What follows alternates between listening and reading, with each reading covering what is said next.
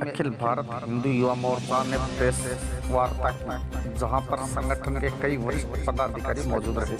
मोर्चा प्रमुख शिव ओम मिश्रा ने कहा कि भारत में लगभग 4 लाख से अधिक मंदिरों पर सरकारों ने नाजायज अधिग्रहण कर रखा है।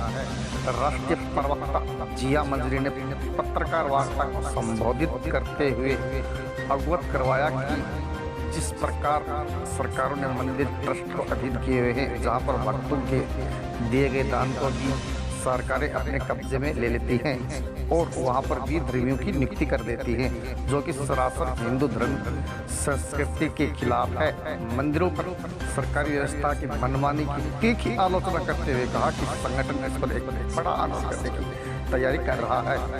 इन सभी मंदिरों को सरकारी टैक्स से मुक्त दिलाने पर कार्य कर रहा है। वहीं हिंदू युवा मोर्चा के प्रदेश अध्यक्ष मुकेश विराट ने पत्रकार वार्ता में कहा 1951 मंदिर अधिग्रहण कानून को सरकार द्वारा निरस्त करे, अन्यथा आंदोलन होगा। इस दौरान दक्षिणी भारत से आए हुए सदस्यों ने भी हिस्सा लिया। इस विषय पर आंदोलन को और तेज गति देने पर विचार विमर्श करते हुए अखिल भारत हिंदू मोर्चा का दक्षिणी भारत से आए हुए सदस्यों ने समर्थन किया। धन्यवाद।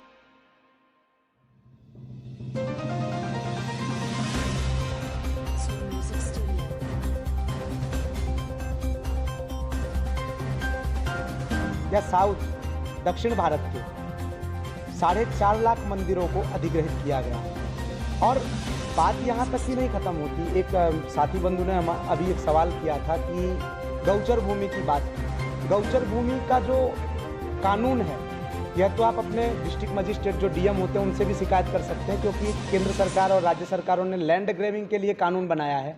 वो उस कानून से उसका निपटारा हो सकता है। परंतु मंदिर अधिग्रहण का जो कानून है 1951 में जो आया है, यह सनातन संस्कृति के लिए एक बहुत बड़ा एक कुठाराघात हो सकता है। कारण यह है कि आज सनातन धर्म से जुड़ा हुआ व्यक्ति अपने कुल आय में से कुछ आमदनी जो निकालता है, वह मंदिर के रखरखाव और उसकी व्यवस्था, उसके द्वारा संचालित विभिन्न सेवा योजनाओं में लगाने का कार्य करता है।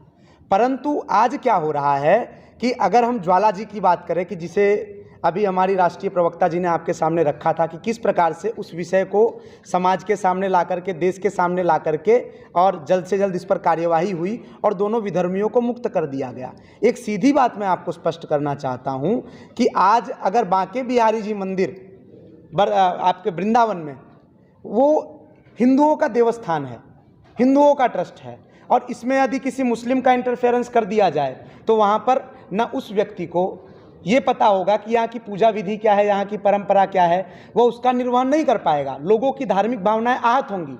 किसी मदरसे में किसी हिंदू को अगर आप नौकरी दे करके सरकार के दबाव से और वहाँ की व्यवस्था परिवर्तन को आप अगर तोड़ना चाहते हैं, तो इससे नुकसान हमारे धर्म का है और आपसी वहाँ पर भाईचारा नहीं बढ़ता, क्योंकि वहाँ पर हमेशा कुछ न कुछ ऐसी बातें आएंगी कि जिससे परस्पर वैमनुष्यता बढ़ेगी, विरोधाभास बढ़ेगा और आगे जाकर के यही चीज़ें कम्युनल राइट्स में परिवर्तित होंगी और जो देश के लिए घातक है। सरकार जो कानून बनाती है मंदिरों को लेकर, क्या उनके विषय में आपने कभी चिंतन, आपका जो है मंच है, जो धार्मिक समरस मंच है जी, इसने कभी इस बारे में सोचा है कि जितने बड़े बड़े मंदिर हैं, जैसे आपके साउथ के अंदर इतने बड़े बड़े मंदिर हैं जी, उनमें काफ़ी पैसा आता है, साईं बाबा मंदिर है, काफ़ी पैसा आता है, उनके पैसों को लेके ये कहीं कन्वर्ट ना कर दे अपना, कि जो छोटे छोटे मंदिर हैं जहाँ पर पुजारियों के पास पैसे नहीं है खाने के लिए, वहाँ पर चढ़ावा नहीं आता है, कम चढ़ावा आता है, या वो मंदिर पैसे की जो है मुसीबत से झेल रहे हैं वो, तो उनकी तरफ वो पैसा कन्वर्ट कर दिया जाए, उन मंदिरों को थोड़ा अच्छी तरह स्टेटस में लाया जाए।